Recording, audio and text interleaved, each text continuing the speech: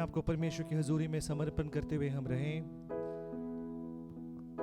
परमेश्वर की आशीष, परमेश्वर की अनुग्रह आज सुबह के समय परमेश्वर हमारे बीच में उंडेलने दे। परमेश्वर की स्तुति आराधना करते हैं। होने दे आदर और महिमा हम परमेश्वर को देते रहें, क्योंकि आदर और महिमा के योग्य परमेश्वर है। मिलकर गीत गाएं, सुपरिचित गीत जय जय प्रभु यीशु की। हमको बचाने आया जगत में, उसकी स्तुति करो।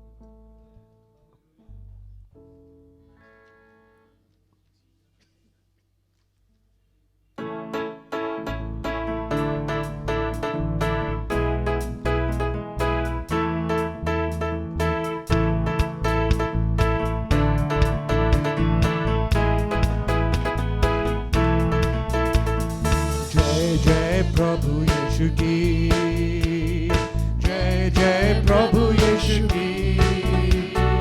हमको बचाने आया जगत में, उसकी स्तुति करो। गाओ खुशी के गीत, ये धरती और आकाश। आया मसीह जगत में, पापों को करने नाश। आया मसीह जगत में, पापों को करने नाश। खून की धारा बहती सूली से, जिसमें धुले सब पाप। बोलो अब तुम अपने हृदय को, उस तेरा हे नादा। खून की धारा बहती सूली से, जिसमें धुले सब पाप। बोलो अब तुम अपने हृदय को, उसमें लगे नादा। जय जय प्रभु यीशु की, जय जय प्रभु यीशु की। हमको बचाने आया जगत में, उसकी स्तुति करो। गाओ खुशी के गीत, ये धरती और आकाश। आया मसीह जगत में, पापों को करने नाश। आया मसीह जगत में, पापों को करने नाश। वापस आना मेरा प्रभु जी, ले जाएगा साथ। आशा मेरी अब तो यही है, तुम भी चलो मेरे साथ। वापस आना मेरा प्रभु जी, ले जाएगा साथ। आशा मेरी अब तो यही है, तुम भी चलो मेरे साथ। जय जय प्रभु यीशु की, जय जय प्रभु यीशु की। हमको बचाने आया जगत में, उसकी स्तुति करो। गाओ खुशी के गीत, ये धरती और आकाश। आया मसीह जगत में, पापों को करने नाश। आया मसीह जगत में, पापों को करने नाश। हर दम होंगे साथ यीशु के, खुशी और शांति और आराम। आएगा वो लेने तुम्हें भी, रहना तुम में तैयार। हर दम होंगे साथ यीशु के, खुशी और शांति आराम। आएगा वो लेने तुम्हें भी, रहना तुम में तैयार। जय जय प्रभु यीशु की, जय जय प्रभु यीशु की। हमको बचाने आया जगत में, उसकी स्तुति करो। गाओ खुशी के गीत, ये धरती और आकाश। आया मसीह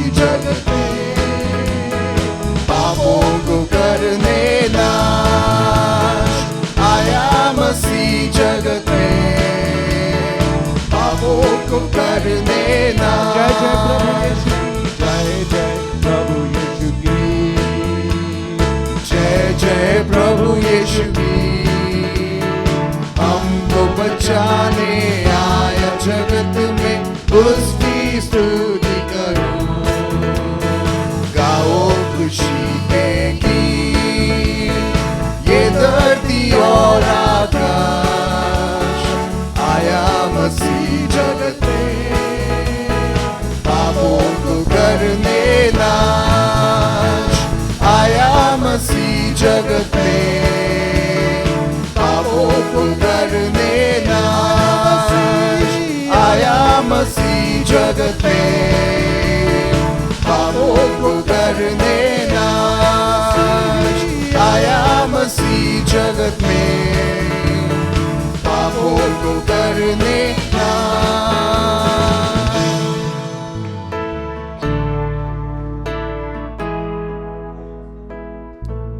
आया मसीह जगत में पापों को करने नाश। और उस परमेश्वर के प्रेम को जिन लोगों ने हासिल किया है वो परमेश्वर की जय जयकार करेंगे। जिस प्रकार हमने गीत को गाया, वापस आता मेरा प्रभु जी ले जाएगा साथ, वही की आशा हमारी है।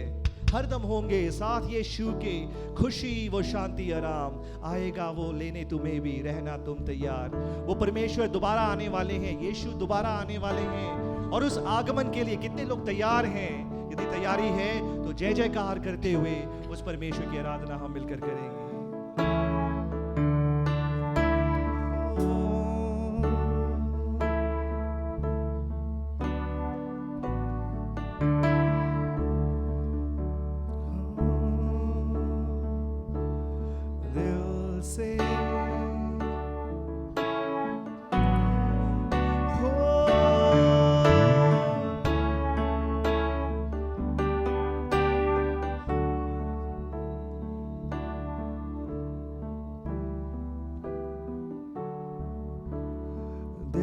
से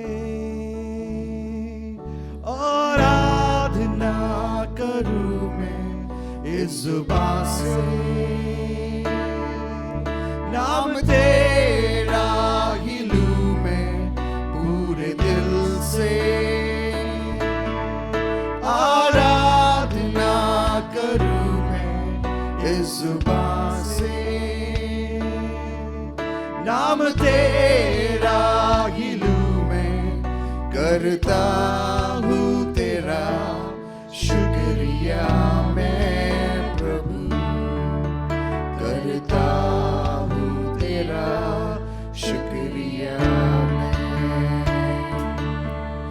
करता हूँ तेरा शुक्रिया मैं प्रभु।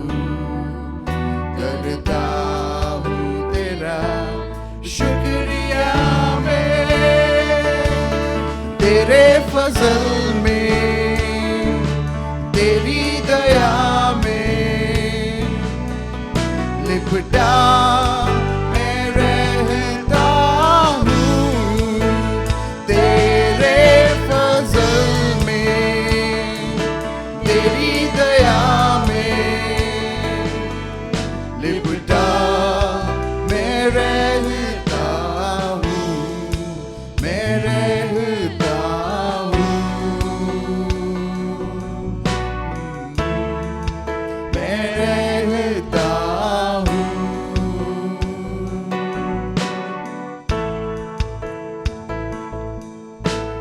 जब होता हूँ बेचैन कभी, तेरी रूह तब मुझको थामती है।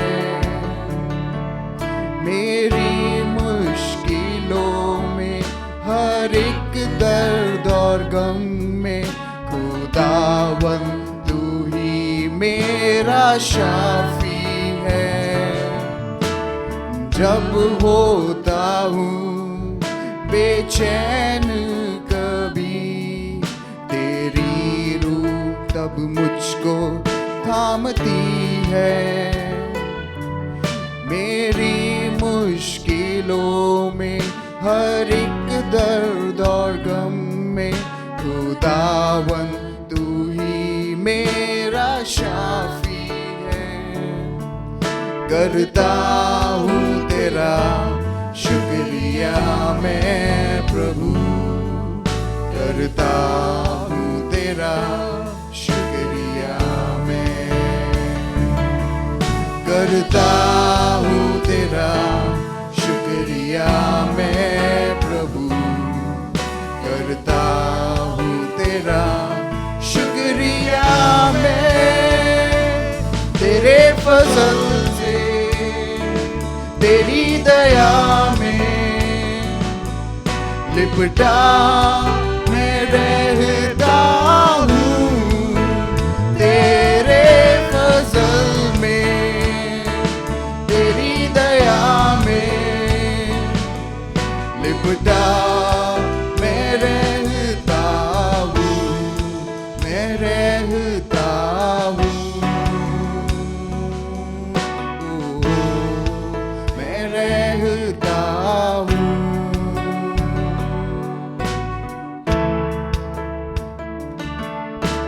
जब लेता हूँ मैं नाम तेरा, तेरी सामर्थ को तब मैं देखता हूँ,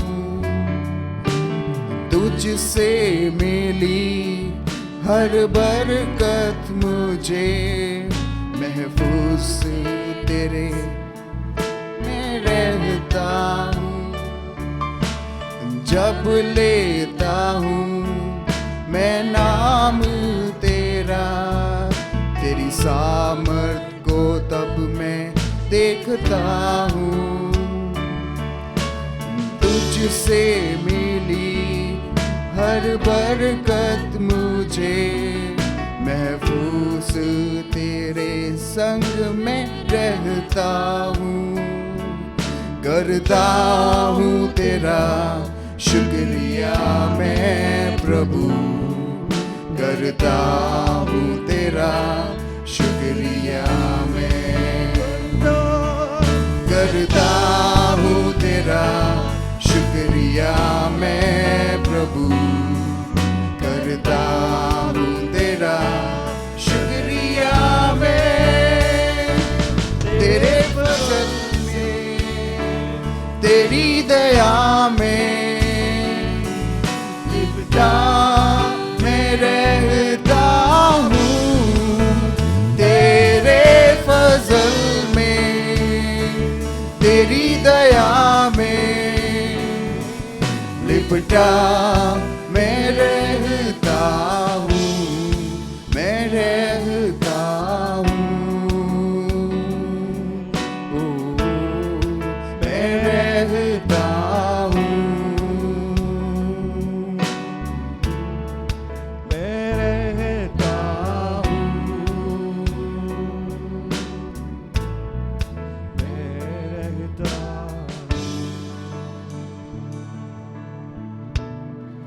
करता हूँ तेरा शुक्रिया मैं प्रभु, करता हूँ तेरा शुक्रिया मैं। परमेश्वर को धन्यवाद दें। करता हूँ तेरा शुक्रिया मैं प्रभु, करता हूँ तेरा शुक्रिया मैं, करता हूँ तेरा शुक्रिया मैं प्रभु, करता हूँ तेरा शुक्रिया मैं। परमेश्वर के फजल से जो आज हम हैं वो हैं, इसलिए पौलुस कहता है जो भी मैं हूं वो परमेश्वर के फजल से है, परमेश्वर के अनुग्रह से है। विदाउट गॉड्स ग्रेस, परमेश्वर के अनुग्रह के बिना मेरे जीवन में कुछ नहीं है। वही परमेश्वर के कारण जो मैं हूं वो हूं। क्या धैर्य के साथ हम कह सकते हैं प्रभु जो मैं हूं वो आपके अनुग्रह के कारण है, इसलिए आपकी शुक्रिया अदा मैं करता हूं प्रभु। मेरे जीवन में अंधेर तराई मेरे जीवन के सामने आ खड़ी हो प्रभु, उस समय में भी मैं ये जान सकूं कि आप ही खुदा हैं, आप ही वो परमेश्वर है और आप जैसा कोई और नहीं प्रभु। तुम सा कोई नहीं, तुम सा कहीं नहीं, अब है पूरा यकीन, तुम सा कोई नहीं, तुम सा कोई नहीं, तुम सा कोई नहीं, तुम सा कहीं नहीं, अब है पूरा यकीन, तुम सा कोई नहीं। यीशु मसीह हो महिमा तेरी, गाए आसमान, गाए ये ज़मीन। यीशु मसीह हो महिमा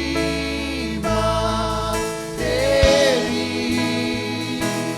गाए आसमान, गाए ये ज़मीन, तुम सा कोई नहीं, तुम सा कहीं नहीं, अब है पूरा यकीन, तुम सा कोई नहीं।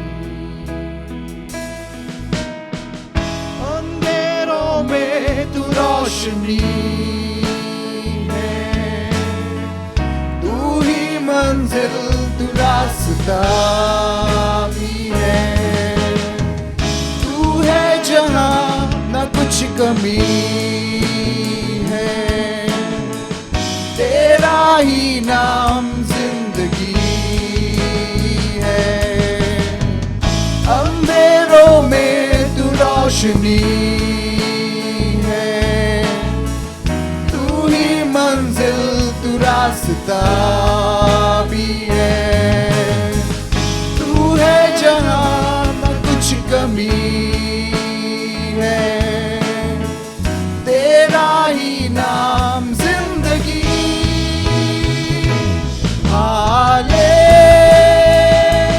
हालेलुया, हालेलुया,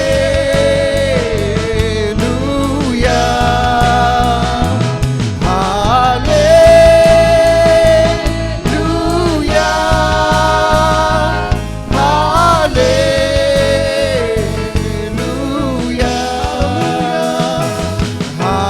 हालेलुया,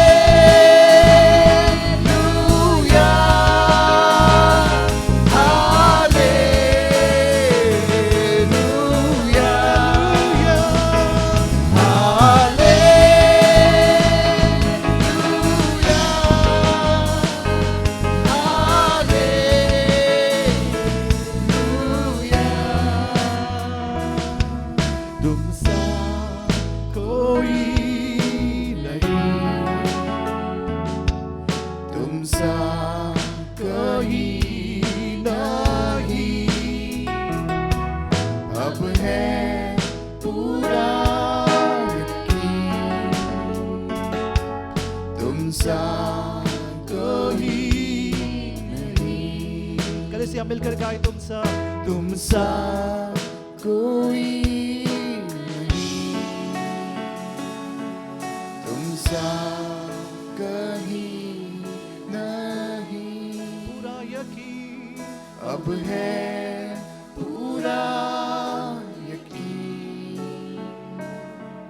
तुम सा कोई नहीं, तुम सा कोई नहीं, तुम सा कोई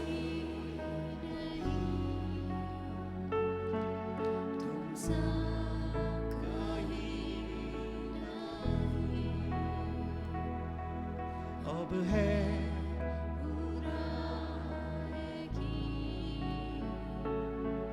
तुम सा कोई नहीं। यीशु मसीह हो महिमा तेरी गाए आसमान गाए ज़मीन यीशु मसीह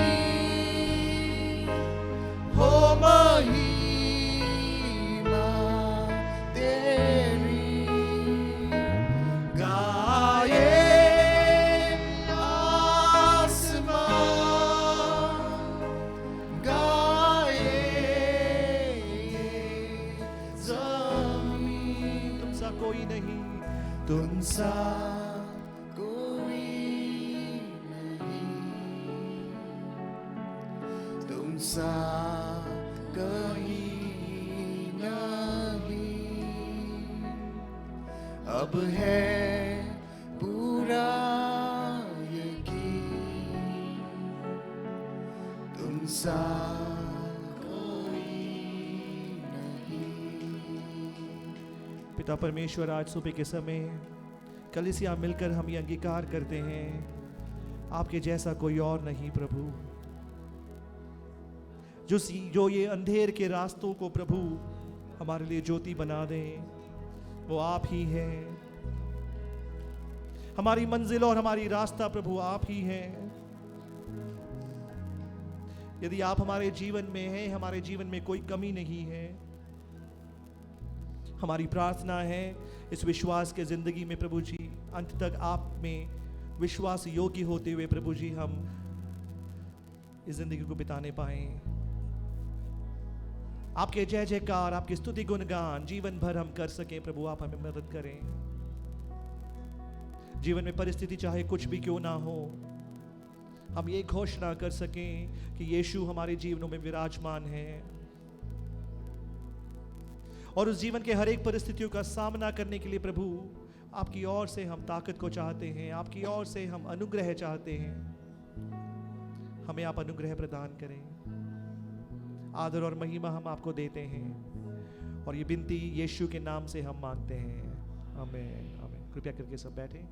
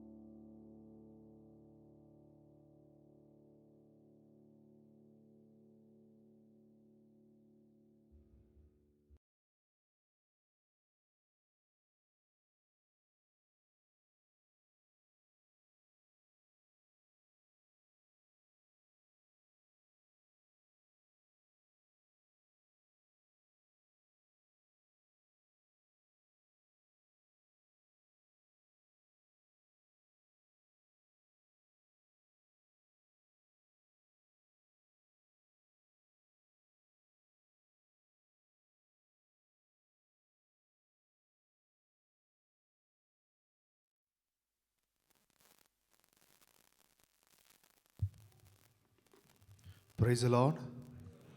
सबको जय मसीह की। मैं फिर से एक और बार परमेश्वर का धन्यवाद देता हूँ इस सुंदर समय के लिए जो परमेश्वर ने हमें दिया। ये हमारा सौभाग्य है कि फिर से एक और बार परमेश्वर के इस पवित्र प्रांगण में आकर परमेश्वर की आराधना करना, परमेश्वर से विनती करना, थोड़ा समय व्यतीत करने का जो अवसर है वो बहुत ही बहुमूल्य अवसर परमेश्वर ने हमें दिया है। देखा जाए तो ऐसे कई लोग हैं जिन्हें ये अवसर नहीं मिलता है, और आज भी ऐसे कई लोग हैं जो इस एक अवसर के लिए इंतज़ार कर रहे हैं, पर हमें ये सौभाग्य परमेश्वर ने दिया, इसलिए मैं परमेश्वर का धन्यवाद देता हूँ। फिर से एक और बार खड़ा होने का जो ताकत परमेश्वर ने दिया है उसके लिए धन्यवाद देता हूँ। एक वचन हम पढ़ेंगे, यशायाह भविष्यवक्ता की पुस्तक, यशायाह भविष्यवक्ता की पुस्तक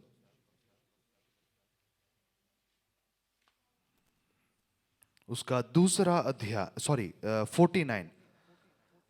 39वां अध्याय, यशायाह भविष्यवक्ता का पुस्तक 49, आयशिया चैप्टर 49 और उसका दूसरा आयत कोई मुझे पढ़कर मदद कीजिएगा। नहीं, यशायाह भविष्यवक्ता की पुस्तक 49।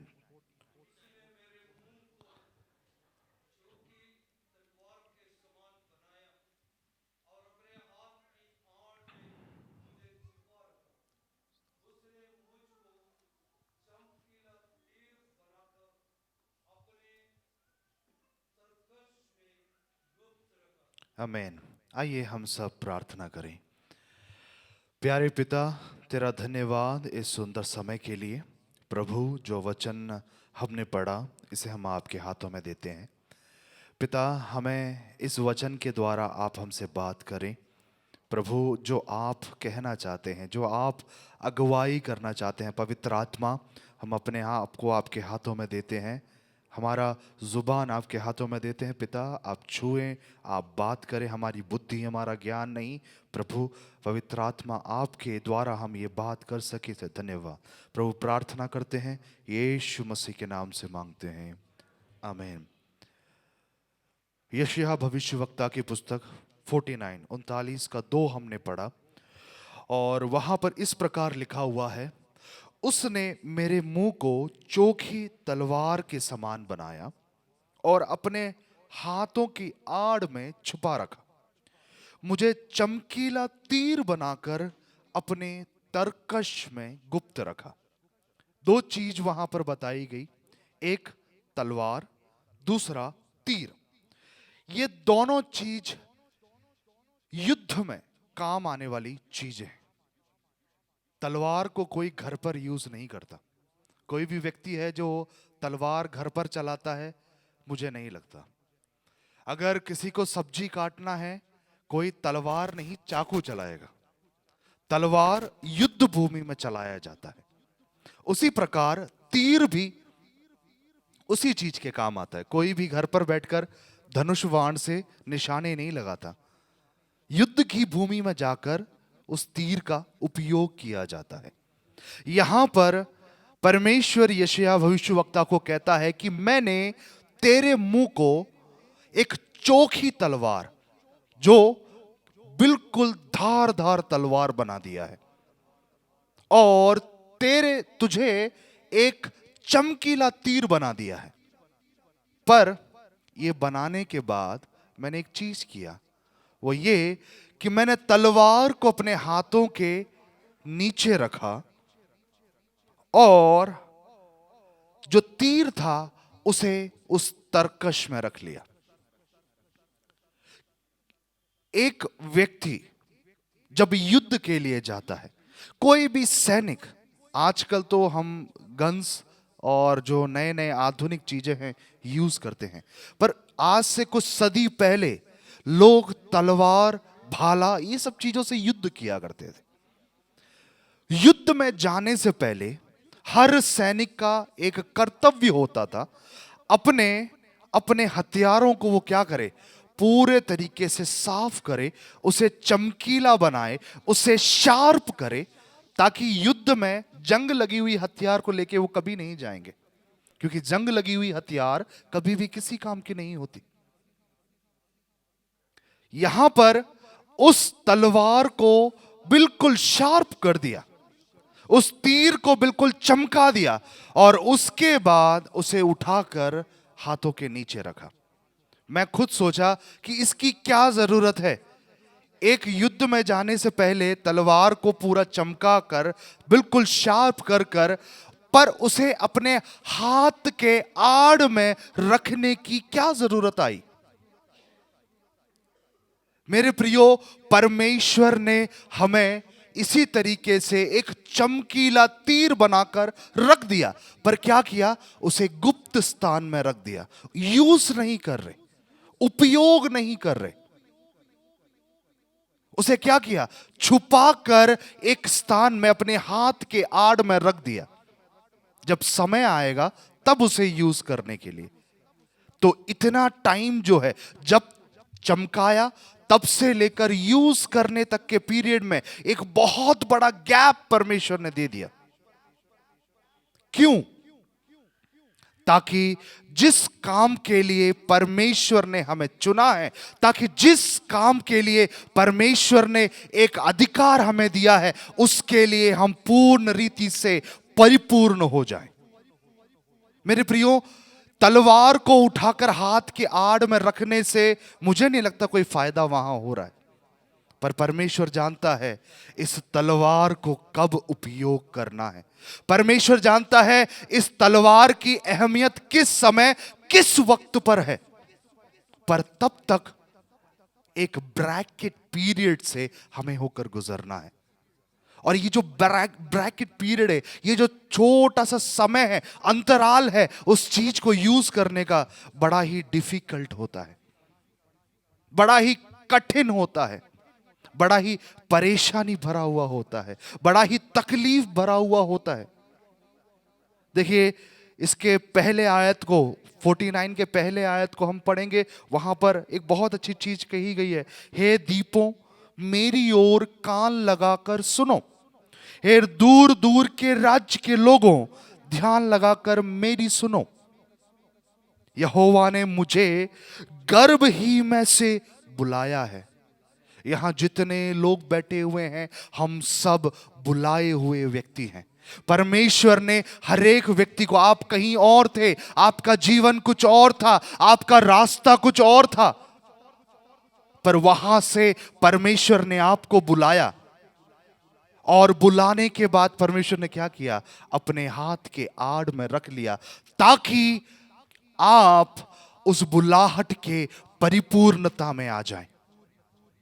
इसमें बाइबल के हिसाब से कई सारे उदाहरण हैं जो हम देख सकते हैं। उनमें सबसे अच्छा एक उदाहरण मैं आपको बताऊं तो वो यूसुफ है।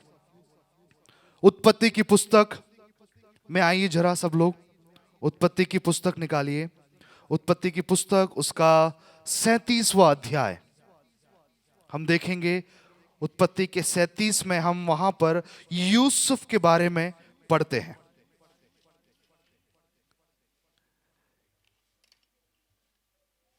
वहां पर हम पढ़ेंगे 5वें आयत से, यूसुफ 37 के 5 से मैं जरा पढ़ना चाहूंगा।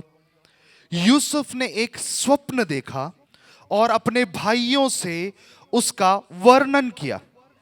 तब वो उससे भी द्वेष करने लगे, और उसने उनसे कहा, जो स्वप्न मैंने देखा उसे सुनो। हम लोग खेत में फूल बांध रहे थे, तो मैं क्या देखता हूं, एक फूला उठकर सीधा खड़ा हो गया, और तुम्हारे फूले ने मेरे फूले को चारों तरफ से घेर लिया और उसे दंडवत किया। अब यहां पर मैं छोटा सा इसका बैकग्राउंड एक्सप्लेन करना चाहता हूं। यूसुफ, हम में से कई लोग हैं जिनको यूसुफ के बारे में अगर नहीं पता, याकूब, अब्राहम का जो पोता था याकूब, उसका बेटा था यूसुफ। यूसुफ की एक खासियत थी, परमेश्वर की एक बड़ी बुलाहट यूसुफ के ऊपर थी। परमेश्वर का एक बहुत बड़ा अनुग्रह यूसुफ के ऊपर था। और वो दर्शन देखने वाला एक व्यक्ति था, एक स्वप्न देखने वाला, उसका विवरण कर, उसका क्या बोलते हैं, जो स्वप्न देखा उसका विवरण करके देने वाला एक व्यक्ति था यूसुफ। और उसके जवानी की अवस्था में परमेश्वर ने यूसुफ को दो स्वप्न दिए, जिनमें से एक खेत के फूले के बारे में था। वो फूला बाकी सब फूले से खड़ा हो जाता है और बाकी सारे फूले उसको दंडवत करने लगते हैं। और दूसरा, आकाश के तारागण में से 13 तारागण जो थे वो यूसुफ के सामने, एक तारे के सामने दंडवत करते हैं। यूसुफ एक स्वप्न देखने वाला व्यक्ति, परमेश्वर ने उसे ये दर्शन दिया, परमेश्वर ने उसे ये एक स्वप्न दिया कि तेरे जीवन में ये एक दर्शन है, इसे मैं पूरा करने जा रहा हूं। पर उसे पूरा करने के लिए 41वें अध्याय में हमें पहुंचना पड़ेगा, क्योंकि उसके बीच में यूसुफ जिन जिन अवस्थाओं से होकर गुजरा, उस स्वप्न के पूर्णता के लिए यूसुफ जिन जिन अवस्थाओं से होकर गुजरा, बड़े ही खतरनाक तरीके से। सबसे पहले यूसुफ के भाई लोगों ने मिलकर उसे क्या किया, एक कुएं में जिसमें पानी नहीं था फेंक दिया। पहले तो उनके मन के अंदर प्लान था कि यूसुफ को मार दिया जाए, फिर उसके बाद यूसुफ को उठाकर उस गड्ढे में डाल दिया। वहां से एक भाई आया, उसने कहा इसको मारते नहीं है, इसको उठाओ और इसको मिस्रियों के हाथ में बेच दो। वहां पर मिस्रियों के हाथ में यूसुफ चला गया, मिस्रियों के हाथ से वो पोतीफर के घर में पहुंचा। वहां पर पोतीफर की बीबी, पोतीफर की वाइफ जो थी, वो यूसुफ के पीछे इस कदर आकर्षित हुई कि वो उसके पीछे पड़ गई। हालांकि पोतीफर के घर में उसको एक अच्छा स्थान मिला था, पर उसका जो स्वप्न परमेश्वर ने दिया था, उसको जो दर्शन परमेश्वर ने दिया था, उसके ऊपर जो अनुग्रह परमेश्वर ने रखा था, वो पूरा अभी तक नहीं हुआ था। कई बार हमें भी परमेश्वर ने ऐसे कई अनुग्रह, ऐसे कई दर्शन, ऐसे कई स्वप्न, ऐसे कई वादे किए हैं, पर उस वादे की परिपूर्णता में पहुंचने के लिए कई बार कई तकलीफों से, कई परेशानियों से, कई दुख से, कई दर्द से हमें होकर गुजरना पड़ता है। तभी हम जाकर उस वायदे के परिपूर्णता में आते हैं। पर उसके बीच में जो दर्द आता है, उसके बीच में जो तकलीफ आती है, वो जो ब्रैकेट पीरियड में आपको पूर्ण करने के लिए जिस तकलीफ से आपको गुजरना होता है, वो बड़ा दर्दनाक होता है। जैसे यूसुफ के जीवन में हमने देखा, एक नहीं कई बार पोतीफर के घर से सीधा कारागृह की अवस्था। एक बच्चा अपने लड़कपन से कितना कुछ सहते हुए आगे बढ़ रहा है, और आगे बढ़ते बढ़ते बढ़ते वो कारागृह तक आकर पहुंच गया। पर भी उसके ऊपर एक परमेश्वर का वायदा है, वो वायदा अभी तक पूरा नहीं हुआ, क्योंकि परमेश्वर देख रहा है वो मेरे रास्ते पर कब तक चलता है। यूसुफ चाहता तो अपना रास्ता बदल सकता था, एक पल के लिए सोच सकता था कि परमेश्वर ने मुझे इस कदर तकलीफ से होकर गुजारा, इस कदर कठिनाइयों से होकर लेके गया, मुझे गड्ढे में डाल दिया, मुझे परेशानी में डाल दिया, मुझे तकलीफ में डाल दिया, मुझे दर्द दिया, मैं चाहूं तो इस रास्ते को छोड़कर चला जाऊं। हम में से कई लोग भी ऐसे हैं, बुरा मत मानिएगा, पर यह सच्चाई है। मसीह नाम सुनकर, मसीह के कामों को देखकर हम जब निकलते हैं, हम सोचते हैं हमारी जीवन में हर समय खुशी, शांति, समाधान रहेगा, पर मसीह जीवन हमेशा कष्ट, दर्द, तकलीफों से भरा हुआ जीवन है। और जब इस जीवन को हम देखते हैं, हम क्या करते हैं, हम डर जाते हैं। जिस प्रकार मैंने पिछले हफ्ते एक तूफान के बारे में मैंने यहां पर, आप लोग को याद होगा, याद है? कई लोग, किसी को याद है? एक दो लोगों को याद है। जब नाव में बैठकर जब शिष्य उस पानी के बीच में उतरे, बड़ा तूफान उनके जीवन में आकर लगा। और उस तूफान के बीच में वो इस कदर डर गए, उन्हें समझ में नहीं आया कि यीशु मसीह खुद उनके साथ खड़ा है, खुदा परमेश्वर खुद उनके साथ है, खुद उनकी मदद करने के लिए वो वहां है।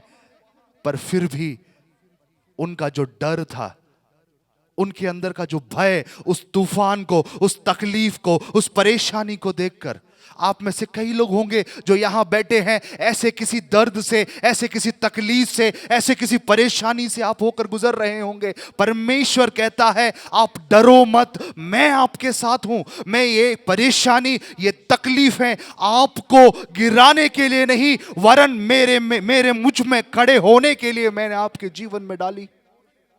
हालेलुया। पर हम क्या करते हैं? हम डर जाते हैं, हम गिर जाते हैं, हम भटकने लगते हैं, हम भागने लगते हैं।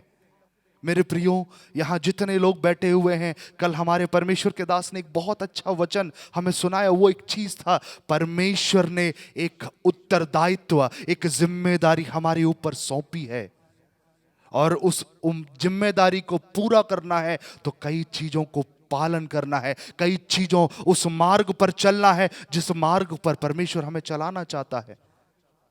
पर कई बार तकलीफें, दर्द, परेशानी, मुसीबत कुछ ज्यादा ही हमें परमेश्वर से ज्यादा दिखने लगती हैं,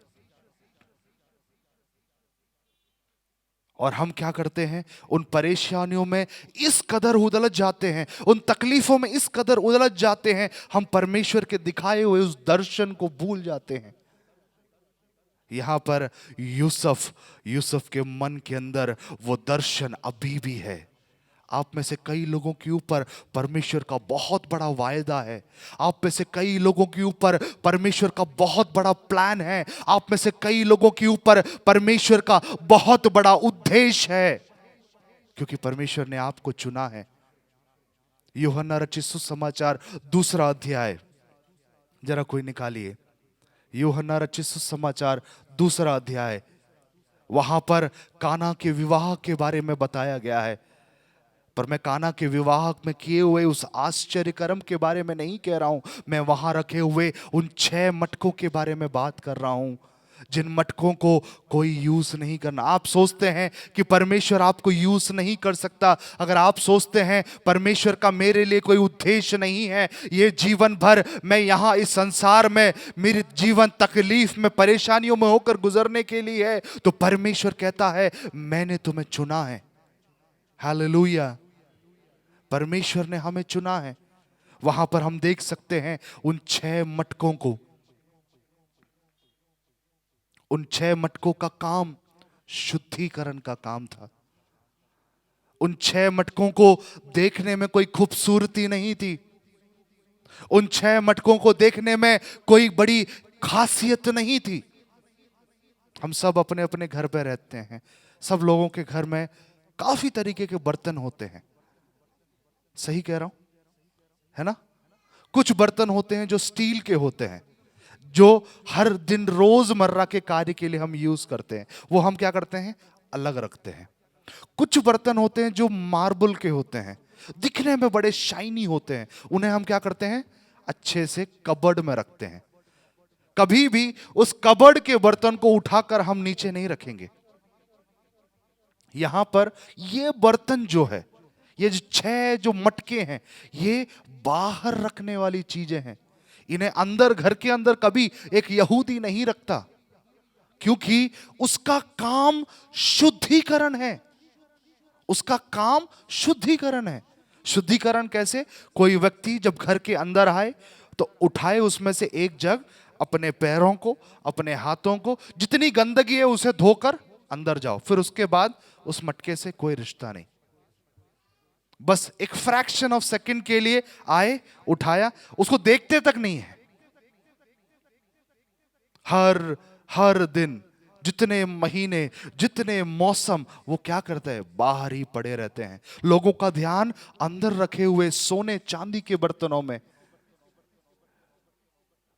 मैं कई बार वहां पर उस एक चमत्कार के वक्त में मैं कई बार सोचा, प्रभु आपने उन 6 मटकों को ही क्यों चुना? एक शादी हो रही है, उस विवाह के बारे में जितने लोग बाइबल पढ़ चुके हैं आप जानते हैं, एक शादी हो रही है वहां पर। तो हमारी तरह आजकल तो क्या शादी तो आजकल जैसे क्या बोलते हैं मैरिज हॉल में, गार्डन वगैरह में होता है। पहले के जमाने में जब इस्राएली लोगों की जो शादी होती थी उस टाइम गार्डन्स नहीं हुआ करते थे, मैरिज हॉल ऑडिटोरियम नहीं हुआ करते, उनके घर में बड़ी कई दिनों तक की शादियां चलती रहती थी। तो उनके घर के अंदर, और वो मतलब शादी कर रहे तो उनके घर में बर्तन तो रहेंगे।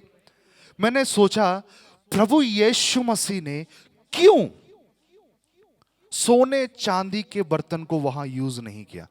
अगर प्रभु यीशु मसीह कहते किसी सेवक को, उस घर के किसी व्यक्ति को, अगर प्रभु यीशु मसीह कहते भाई देखो अगर वहां पर कोई सोने का बर्तन है, अच्छा अगर मार्बल का कोई बर्तन है तो लेके आ जाओ, मैं उसमें कार्य करूंगा।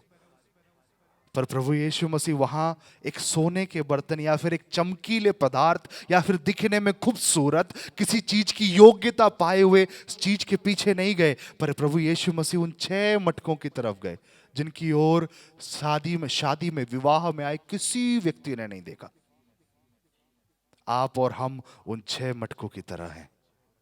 हमें किसी ने नहीं देखा था, हमें किसी ने नहीं पूछा था, लोग हमें धिक्कार कर जाते थे, लोग हमें निंदा कर कर जाते थे, हमारे सामने से दूर हट जाते थे। परमेश्वर ने उन निंदा किए हुए पात्रों को अपने कार्य के लिए चुना। आमीन, हालेलुया। सोच कर देखिए एक बार अपने आप, जितने लोग यहां बैठे हुए हैं, अपने पुरानी जिंदगी, जो आप जिस जगह से आए हैं, जिस बैकग्राउंड से आए हैं, उस चीज को सोच कर देखिए। 1 मिनट आप खुद सोच कर देखिए। आप खुद कह सकते हैं प्रभु कैसे तूने मुझे यहां चुना, कैसे तूने मुझे अपने काम के लिए बुलाया, कैसे तूने मसीह जीवन जीने के लिए मुझे बुलाया। मेरा जीवन कैसा था, मेरी अवस्था कैसी थी, लोग मुझे क्या कहते थे, लोगों के सामने मेरी क्या गवाही थी, लोग मुझे किस तरीके से देखते थे। मैं जब उनके सामने आता था मेरे रास्ते से हटकर वो दूसरा रास्ता चुन लेते थे, पर प्रभु तूने मुझे यहां खड़ा किया। हालेलुया। तूने मुझे चुना, तूने उन 6 मटकों की तरह मुझे चुना, जिन मटकों की कोई खूबसूरती, कोई रंग, कोई रूप, कोई शरीर नहीं था, उनमें से तूने क्या किया, मुझे उन सब के बीच में सबसे प्रबल बनाया। Hallelujah, hallelujah. यहां पर उन 6 मटकों की खासियत कुछ भी नहीं थी, पर परमेश्वर ने उनके अंदर सबसे बहुमूल्य चीज बनाकर तैयार किया। हालेलुया। कैसे बहुमूल्य? उस विवाह के उस पूरे अवसर को हम पढ़ेंगे तो वहां पर जब यीशु मसीह ने उस मटके के अंदर पानी भरकर उस पानी को छुआ तो वो पानी उत्तम दाखरस बनकर बाहर निकला। हालेलुया। जब परमेश्वर, मैंने कहीं तो ये चीज बताया था, मुझे लगता है शाम की मीटिंग में शायद मैंने ये चीज कहा था, जब प्रभु यीशु मसीह छूता है तब वो कोई लो क्वालिटी चीज नहीं पर सबसे उत्तम क्वालिटी का पदार्थ बनाकर हमें निकालता है। पर उससे पहले उस उत्तम क्वालिटी में आने के लिए, उस क्वालिटी में पहुंचने के लिए, उस वक्त उस जगह तक आने के लिए थोड़ा कष्ट सहना पड़ता है, थोड़ी परेशानी सहनी पड़ती है, थोड़े तकलीफ से होकर गुजरना पड़ता है, थोड़े निंदा से होकर गुजरना पड़ता है। मैं हर बार जब भी वचन सुना तो मेरा खुद का जीवन में एक गवाही के रूप में बताता हूं, क्योंकि ये मेरा खुद का अनुभव है। बिना अनुभव के कोई भी व्यक्ति इस चीज को नहीं बोल सकता। बाइबल कॉलेज से पढ़ने के बाद मेरे साथ जितने लोग थे उनमें से कई लोग कई जगहों पर गए, कोई विदेश में गया, कोई यूरोपियन कंट्री, कोई कहीं पर। सब लोगों को अपने अपने मुताबिक उनकी कलीसिया, उनका मिनिस्ट्री मिला। मैं उस वक्त अकेला अपने घर में मेरे दोस्तों के, जो हम देखते हैं आजकल व्हाट्सएप में स्टेटस और उनके मैसेजेस में सुनता था। मैं परमेश्वर से पूछा, प्रभु मैं कहां था? मैं एक अच्छी नौकरी करने वाला एक व्यक्ति, महीने में मुझे आराम से एक अच्छा खासा सैलरी मिलने वाला एक व्यक्ति तेरे बात को सुनकर, तेरी जुबान पर सब कुछ छोड़कर मैं तेरे सेवकाई के लिए निकला, और मैं घर पर बैठा हुआ हूं। मुझे कोई सेवकाई नहीं, मुझे कोई बुलाता नहीं, मुझे कोई पूछता नहीं, मुझे कोई देखता नहीं। मेरे साथ जितने थे वो सब अच्छे अच्छे लेवल में चले गए। मेरे साथ जितने लोग थे वो अच्छे पदवी पर पहुंच गए, उनको नाम मिल रहा है, उनको अच्छा काम मिल रहा है, वो लोगों के बीच में खड़े होकर सेवकाई कर रहे हैं, आपके सुसमाचार को सुनाते हैं। मेरी शादी हो गई, मुझे एक बच्चा हो गया, मैं अभी भी घर पर, मुझे कोई पूछता नहीं। तब परमेश्वर ने मुझे एक चीज कहा, मैंने तुझे अपने हाथों के आड़ में रखा हुआ है, मैंने तुझे चमका दिया है, पर तेरा उपयोग होने का समय अभी आया नहीं है। 2.5 साल घर पर बैठने के बाद मैं मोहाली आकर पहुंचा। ये मेरी खुद की गवाही है। 2.5 साल तक परमेश्वर मुझे कई सारी अवस्थाओं से होकर लेके गया, कई सारी परेशानियों से लेकर गया, कई सारे तकलीफों के बीच में से लेकर गया, ताकि मैं यहां पर जब आऊं तो मैं इस वचन को जब आपके बीच में बांटूं, मैं उस दृढ़ता के साथ बांटूं कि हां, मेरे परमेश्वर ने मेरी सहायता के लिए मेरे साथ खड़ा रहा। हालेलुया। आज सुबह जो वचन संहिता हमने पास्टर अंकल के मुंह से सुना, सहायता की प्रार्थना दाऊद करता है। मैं कराते कराते, ऐसे कई रात थे, ऐसे कई दिन थे जब मेरे अपने रूम में से बाहर ना निकलकर कराते कराते अपने बेड के ऊपर लेटकर मैं परमेश्वर को कहता था, प्रभु कब तू मुझे यूज करेगा, कब तू मुझे उपयोग लेके आएगा, कब मेरा परिवार भी तेरे सेवकाई के लिए आएगा, कब मुझे तू अपने काम के लिए लेके जाएगा। परमेश्वर ने कहा, अभी वक्त है। मैंने तेरे प्रार्थना को अनसुना नहीं किया। यहां पर एक सबसे बड़ी चीज यह है, जो हम परमेश्वर हमें कोई चीज वादा करता है, हमें उस वायदे पे टिके रहना है, हमें उसके लिए प्रार्थना करना है। कई कई बार क्या होता है, परमेश्वर ने हमें कोई वायदा दे दिया, परमेश्वर ने एक वादा हमें किया कि मैं तुम्हें ऐसा एक समय पर मैं तुम्हारे परिवार में ऐसे कार्य करूंगा, तुम्हें एक ऐसे स्थान पर लेके चलूंगा। पर हमारे अंदर प्रॉब्लम क्या होती है, हम उस वायदे को सुनकर एक बार प्रार्थना करते हैं, उसके बाद पूरे साल भर उसकी तरफ जाते तक नहीं। परमेश्वर ने कहा नहीं कहा फर्क नहीं पड़ता। फिर उसके बाद कोसते किसको हैं, हम परमेश्वर को कहते हैं, परमेश्वर एक प्रॉफिट आया था, एक भविष्यवक्ता आया था, मुझे उसने प्रोफेसी की कि मैं वहां पहुंचूंगा, परमेश्वर तू मुझे वहां लेके जाएगा, परमेश्वर मेरे परिवार में तू ऐसे कार्य करेगा, परमेश्वर मेरे जीवन में तू ऐसे कार्य करेगा। पर मैं तो अभी भी वैसी अवस्था में हूं, मुझे तो कोई नहीं है सहायता करने वाला। जो प्रॉमिस तूने किया वो तो पता ही नहीं कहां गया, उड़ गया। मेरे प्रियो, वो गलती किसकी है, परमेश्वर की या मेरी? हमारी खुद की गलती है। परमेश्वर क्या चाहता है, एक बच्चे की तरह हम परमेश्वर के पीछे लगे रहें, बोलते रहें। कल शाम को मैंने ये चीज एक जगह पर कहा, बच्चे की तरह। एक बच्चे की आदत, मैं खुद अपना जीवन ही गवाही देता हूं। मैं कहता हूं, मैं जब बच्चा था मैं बहुत जिद्दी था, बहुत जिद्दी, मतलब बहुत ज्यादा जिद्दी था मैं। और आज भी वो जिद थोड़ा कुछ मेरे अंदर बाकी है, ज्यादा नहीं है, थोड़ा बहुत है, ज्यादा नहीं है। ऐसा मत सोचिएगा कि जिद्दी हूं, नहीं, थोड़ा है। पर बचपन में बहुत जिद्दी था। मेरे माँ बाप बोलते थे, अरे इतना जिद्दी बच्चा मिला है हमें। एक दिन हम केरल आ रहे हैं ट्रेन में, मैंने ट्रेन में से खिड़की में से देखा एक प्लेन को उड़ते हुए, बस तभी चालू हो गया मुझे ये प्लेन चाहिए। अब आप सोच के देखिए मेरे माँ बाप की हालत, ट्रेन में बैठकर वो क्या बोले, बेटा तेरे को मैं कैसे वो प्लेन दे रहा हूं, मुझे वो ही प्लेन चाहिए। पापा ने कहा, बेटा हम स्टेशन पर उतरेंगे, आराम से एक अच्छे शॉप में जाएंगे, तुझे वो प्लेन दिलाएंगे। नहीं, मुझे वो प्लेन चाहिए, मतलब वो चाहिए। मैं ट्रेन की वो कंपार्टमेंट में लेट गया,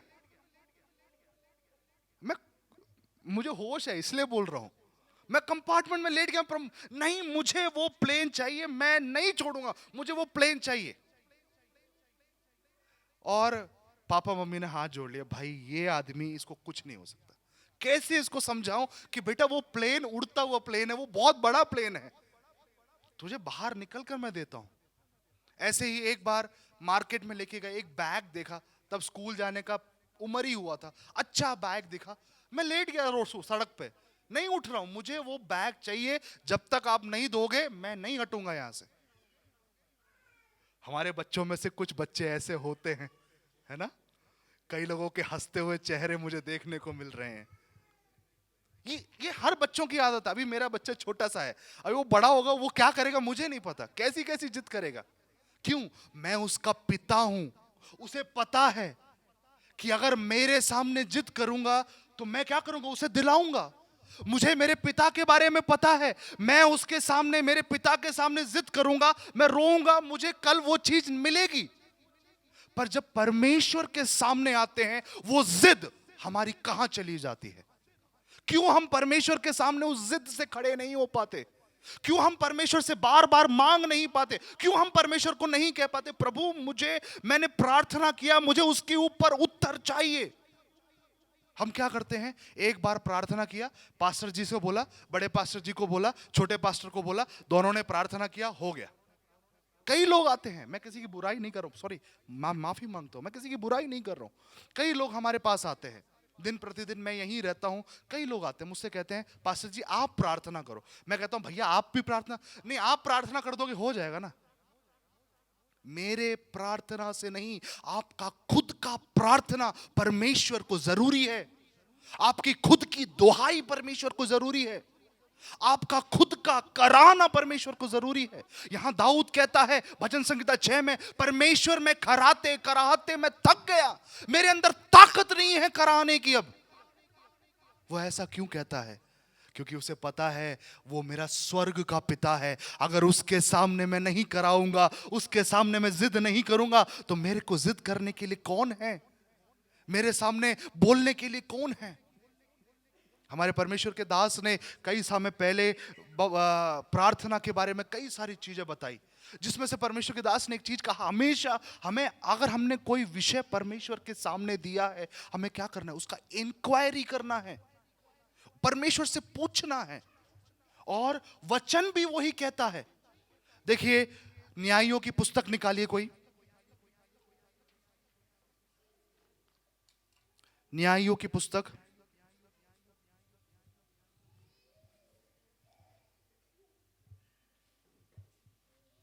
न्यायियों की पुस्तक 18 अध्याय, न्यायियों 18 अध्याय उसका 5, जरा कोई मुझे पढ़कर सहायता कीजिएगा। न्यायियों की पुस्तक 18, जजेस 18 वर्सेस 5। उन्होंने उससे कहा, परमेश्वर से सलाह ले। इंग्लिश में आई थिंक वहां पर लिखा हुआ है इंक्वायर टू गॉड। परमेश्वर से क्या ले? इंक्वायरी कर। हिंदी में वो सलाह है, सलाह को हम सजेशन बोल सकते हैं इंग्लिश में, पर इंग्लिश में उस ट्रांसलेशन को इंक्वायर लिखा हुआ है। इंक्वायर क्या होता है? आप स्टेशन पहुंचे, आपको कहीं जाना है, मान लीजिए आपको चंडीगढ़ से दिल्ली जाना है, और आपको ट्रेन के बारे में नहीं पता है, आप पहुंच गए स्टेशन। चंडीगढ़ स्टेशन काफी अच्छा स्टेशन है, बड़ा स्टेशन है। वहां पहुंचकर आप किसी भी ट्रेन में चढ़ जाएंगे दिल्ली जाने के लिए। पता चले अमृतसर वाली ट्रेन हो तो, या फिर राजस्थान जाने वाली ट्रेन हो तो, आपको नहीं पता है। आप क्या करेंगे? वहां पर एक इंक्वायरी बॉक्स है, होता है हर स्टेशन में एक इंक्वायरी बॉक्स होता है। वहां जाकर आप पूछेंगे, भाई जो दिल्ली जाने वाली ट्रेन है वो कहां, कब आएगी, किधर जाती है, कौन से प्लेटफॉर्म पे आएगी, कितने टाइम पर आएगी। क्यों? हमारी जरूरत है, मुझे दिल्ली जाना है, बिना पता किए मैं किसी भी ट्रेन में नहीं चढ़ सकता हूं। और ऐसे ही ऐसे कई सारे परमेश्वर से सलाह लेने के बाद, दाऊद तो हर बार, दाऊद राजा अपने जीवन में सिर्फ परमेश्वर का सलाह लेने के अलावा और कुछ नहीं किया। परमेश्वर से पूछना, जो विषय मैंने परमेश्वर को दिया है, उस विषय के ऊपर परमेश्वर कब उत्तर देगा, कैसे उत्तर देगा, मुझे वो जानना है। आप लोग भी कई सारे विषय परमेश्वर के सामने रखते हैं। आप लोगों ने कई सारे प्रार्थनाएं, कितने सालों से हम प्रार्थना करते आ रहे हैं। कई विषय तो ऐसे होते हैं जिनके लिए हम सालों से बोलते आ रहे हैं क्या हमने परमेश्वर से पूछा प्रभु उसका उत्तर कहाँ है, कब मिला उसका उत्तर, कैसे मिलेगा मुझे उसका उत्तर? पर हम क्या करते हैं, एक बार प्रार्थना किया, उसके बाद भैया हो गया, हमारा प्रार्थना हो गया, अब मिलेगा तो मिलेगा, नहीं मिलेगा तो नहीं मिलेगा। नहीं, एक बच्चे के समान, एक बालक के समान जिद के साथ परमेश्वर के सामने हमें खड़ा होना है, परमेश्वर से पूछना है, परमेश्वर से कहना है। तभी परमेश्वर हमारे जीवन में हमारी प्रार्थना का उत्तर देगा। यहां पर चाहता तो याकूब, यूसुफ परमेश्वर को छोड़कर जा सकता था, परमेश्वर की दुहाई नहीं दे सकता था, पर हर एक स्थिति में वो परमेश्वर को अपना आश्रय मानकर चला। हर एक स्थिति में परमेश्वर के हाथ को पकड़कर चला। सबसे अच्छा समय था पुतीफर के घर में उसको पाप करने का। उस वक्त भी परमेश्वर की ओर देखकर, परमेश्वर को अपना केंद्र बनाकर वो आगे बढ़ा। हमारे जीवन में परमेश्वर जब हमें एक कार्य का उत्तरदायित्व देता है, एक जिम्मेदारी देता है, उसके पीछे कई बार हमें कष्टों से होकर गुजरना पड़ता है। पौलुस, दूसरे कुरिन्थियों की पुस्तक निकालिए 11वां अध्याय, वहां पर आप ध्यान से पढ़िएगा। पौलुस अपने कष्टानुभव के बारे में बताता है। दूसरे कुरिन्थियों की पुस्तक 11वां अध्याय,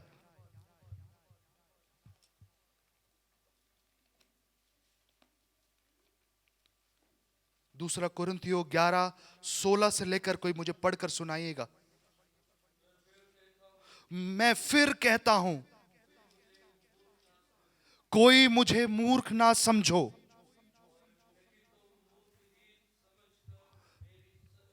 नहीं तो मूर्ख ही समझकर मेरी सह लो, ताकि थोड़ा सा मैं भी घमंड कर सकूं।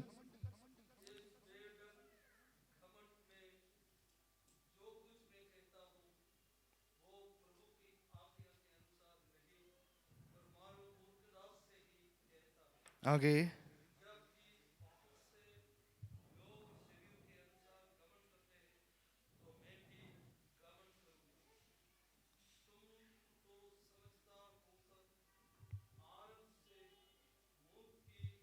सह लेते हो।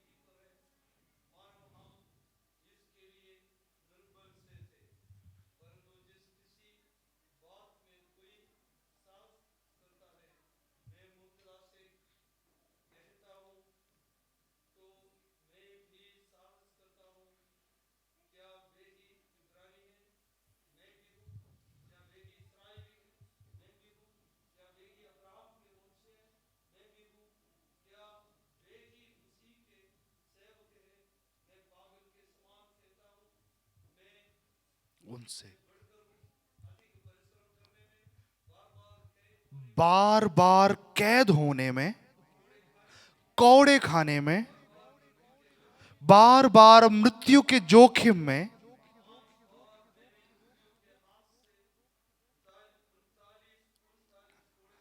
5 बार यहूदियों के हाथ से 39 कोड़े खाए।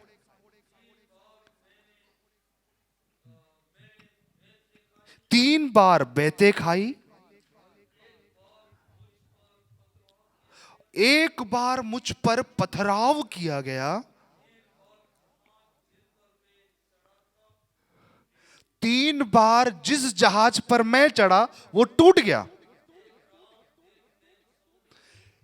1 रात दिन समुद्र में काटा, बार बार यात्राओं में, नदियों के जोखिमों में, डाकुओं के जोखिमों में, अपने जाति वालों से जोखिमों में, अन्य जातियों से जोखिमों में, नगर के जोखिमों में, जंगल के जोखिमों में, समुद्र के जोखिमों में, झूठे भाइयों के बीच के जोखिमों में रहा, परिश्रम और कष्ट में, बार बार जागते रहने में, भूख प्यास में, बार बार उपवास करने में, जाड़े में, उघाड़े रहने, बस पास्टर अंकल, उघाड़े रहने में। ये मैंने दाऊद के कष्टानुभव के बारे में बताया है। आप पढ़कर देख लीजिए खुद, आप घर पर बैठकर आराम से पढ़िए। पौलुस, दाऊद नहीं, पौलुस बड़े ही आराम से सब चीजें बताता है और कहता है कि मैं पागल के समान, कैसे परिश्रम करने के बाद बार बार कैद में होना, एक बार नहीं बार बार कैद। अगर कोई भी ऐसा व्यक्ति है जो बार बार कैद में गया है, मुझे नहीं लगता। और कोड़े खाने में, बार बार मृत्यु के जोखिम में। 5 बार मैंने यहूदियों के हाथ से 39 कर कोड़े खाए, एक बार बैते खाई, 3 बार जिस जहाज पर मैं चढ़ा वो जहाज ही टूट गया। और मैं बोलने के लिए इतना सब कुछ है भाई को बोलने के लिए। मेरे प्रियो, सोच कर देखिए पौलुस का जीवन कितना कष्ट से भरा हुआ था, पर फिर भी उसे एक चीज पता था कि परमेश्वर ने मुझे बुलाया है, मेरे ऊपर परमेश्वर का एक दर्शन है। इसीलिए आज 14 पत्रियां हम पौलुस की पढ़ते हैं। कम से कम 70 से ज्यादा कलीसियाओं को चालू करने वाला, बनाया जिसने।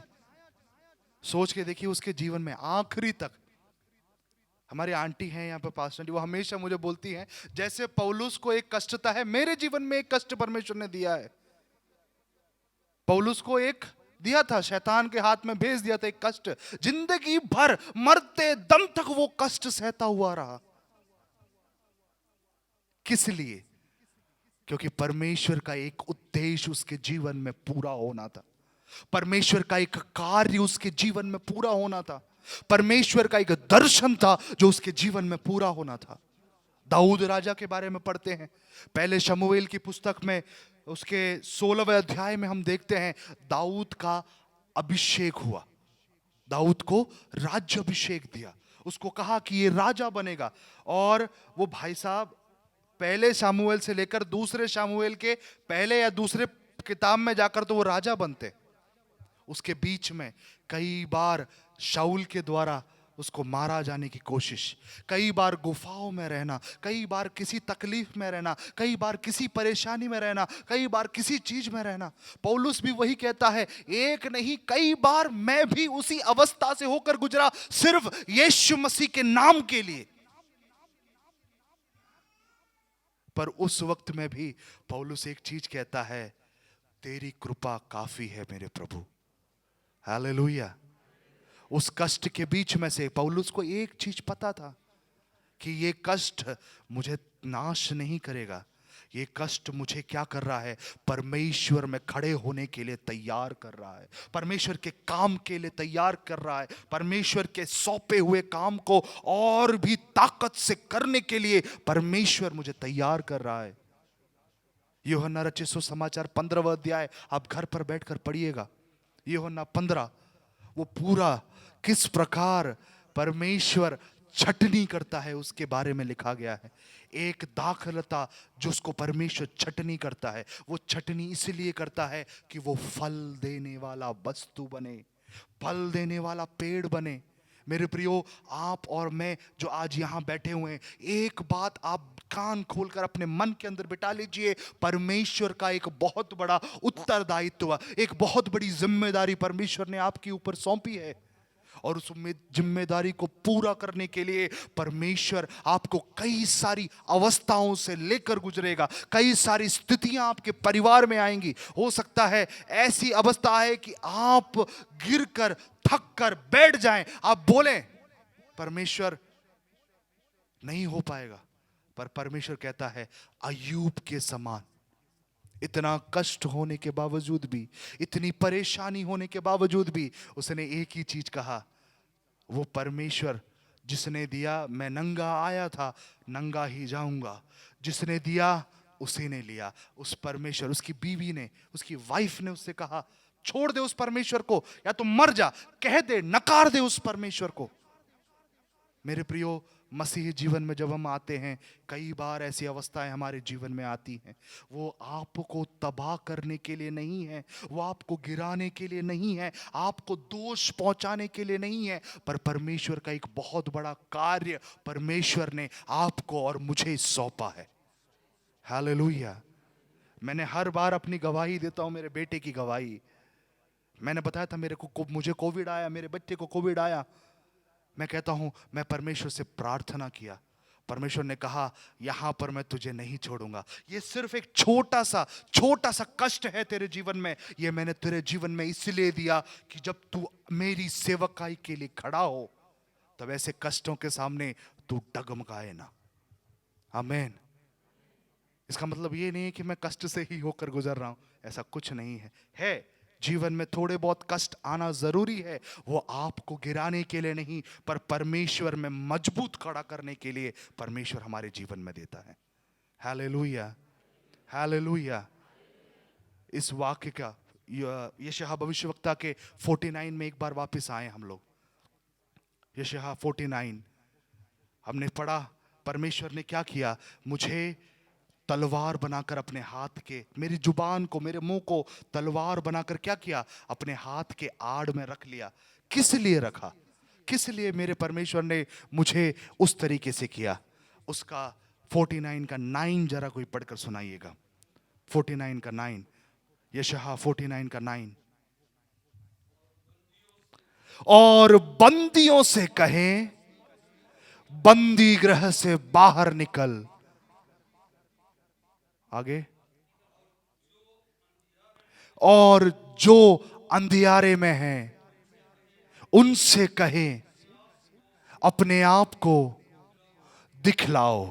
परमेश्वर ने अगर उस प्रोसेस से, उस प्रूनिंग से, उस छटनी से अगर हमें लेके गया है, उसके पीछे एक कारण है। जब हम यीशु मसीह के नाम से कहेंगे, बंदियों जो शैतान के अंधकार में पड़े हो, बाहर निकलो, वो यीशु मसीह के नाम से, इस जुबान से निकली हुई बात से वो बाहर निकल कर आएंगे। जो अंधकार में पड़े हैं वो उजाला देखेंगे। हालेलुया। हम में से हर एक व्यक्ति को जिसने इस वचन को उठाया, जिसने यीशु मसीह को स्वीकार किया, उन्हें दिया हुआ कार्य है, अंधकार में पड़े हुए लोगों के सामने जाकर कहे, अंधकार से बाहर निकल, और वो उजियाले को देखेंगे। क्योंकि परमेश्वर ने कहा, मैं ज्योति हूं, मैंने तुम्हें जगत की ज्योति बनाया है, ताकि हम क्या करें, उन लोगों के बीच में प्रकाश देने वाले बने, उन्हें जो अंधकार में है उन्हें लेके आने वाले बने। हालेलुया। हमारे परिवार में आज भी कई सारे लोग हैं, हमारे समूह में आज भी कई सारे लोग हैं जो अंधकार में हैं। उन्हें लेके आने का एक उत्तरदायित्व परमेश्वर ने हमें दिया है। हालेलुया। उन्हें लेके आने का, उन्हें परमेश्वर के उजाले में लेके आने का उत्तरदायित्व परमेश्वर ने हमें दिया है।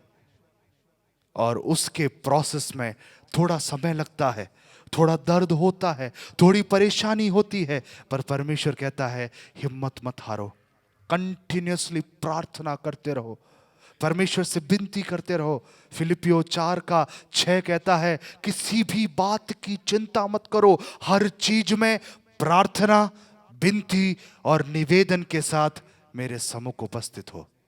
हालेलुया।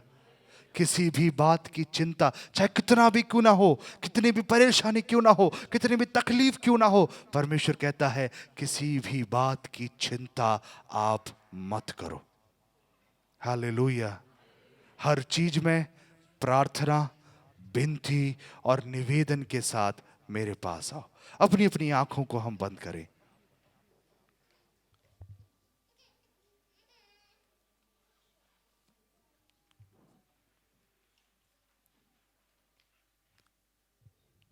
अपनी अपनी आंखों को बंद करें। आज परमेश्वर ने आपसे और हमसे बात किया। परमेश्वर ने कहा, मैंने तुम्हें एक चोखी तलवार बना दिया है, पर मैंने अपने हाथ के आड़ में तुम्हें रखा है। वो इसलिए ताकि आप मेरे द्वारा सौंपे गए कार्य के परिपूर्णता में आए। परमेश्वर के द्वारा सौंपे गए कार्य के उत्तम होने के लिए आप उसकी परिपूर्णता में आए। कई बार हमें हमारे परिवार में कई तकलीफों से अगर हम गुजर रहे हैं, परमेश्वर कहता है ये तुम्हें गिराने के लिए नहीं है, ये तुम्हें डराने के लिए नहीं है, ये तुम्हें तबाह करने के लिए नहीं है, ये तुम्हें नाश करने के लिए नहीं है, ये तुम्हें मुझ में स्थिर करने, मुझ में बढ़ाने, मुझ में उठाने के लिए, मेरे कार्य के योग्य बनाने के लिए मैं ये करता हूं।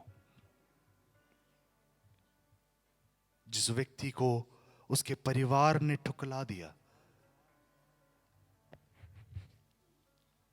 जिस व्यक्ति को उसके बाप ने कहा कि ऐसा कोई बेटा है, वही व्यक्ति एक दिन इस्राएल का राजा बना। वही व्यक्ति एक दिन इस्राएल साम्राज्य का एक बहुत बड़ा, और उसकी पीढ़ियां उतनी समझदार, परमेश्वर को भय मानने वाली एक पीढ़ी बनकर आई। पर जब उसकी शुरुआत हम देखें, हर किसी से नकारा गया, खुद के भाइयों से नकारा गया, खुद के राजा ने उसका मजाक उड़ाया, खुद उसके पिता ने। पर परमेश्वर ने कहा ये मेरे लिए चुना हुआ व्यक्ति है, ये मेरा व्यक्ति है, ये मेरा बच्चा है, ये मेरा बेटा है, ये मेरी बेटी है, इसे मैंने चुना है।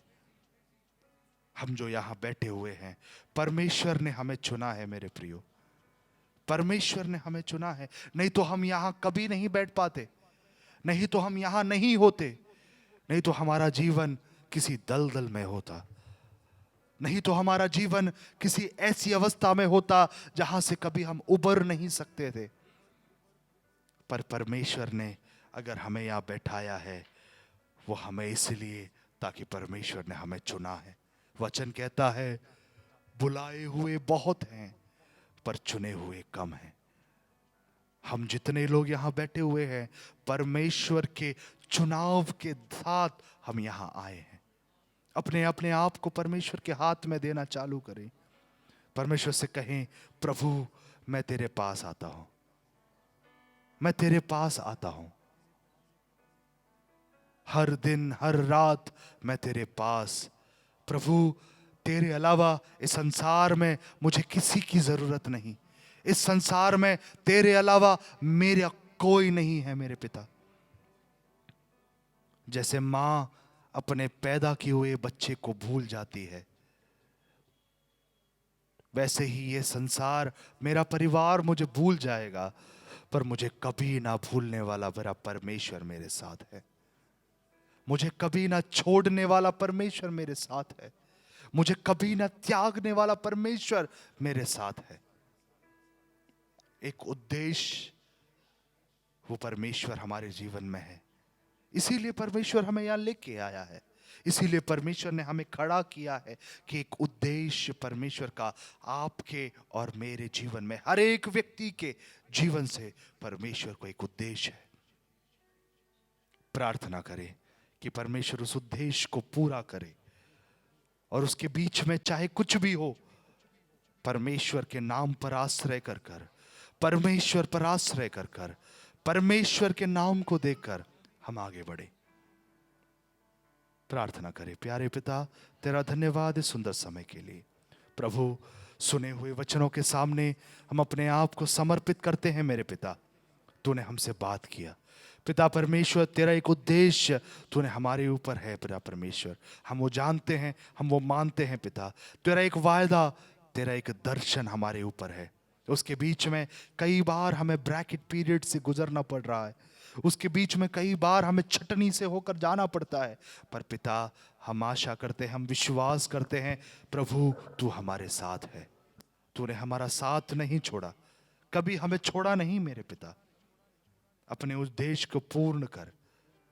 सारे व्यक्ति जो यहां बैठे हुए हैं, सबको आपके हाथों में देते हैं। उन्हें पिता, पुत्र और पवित्र आत्मा के नाम से अनुग्रहित करते हैं। प्रार्थना सुनने के लिए धन्यवाद।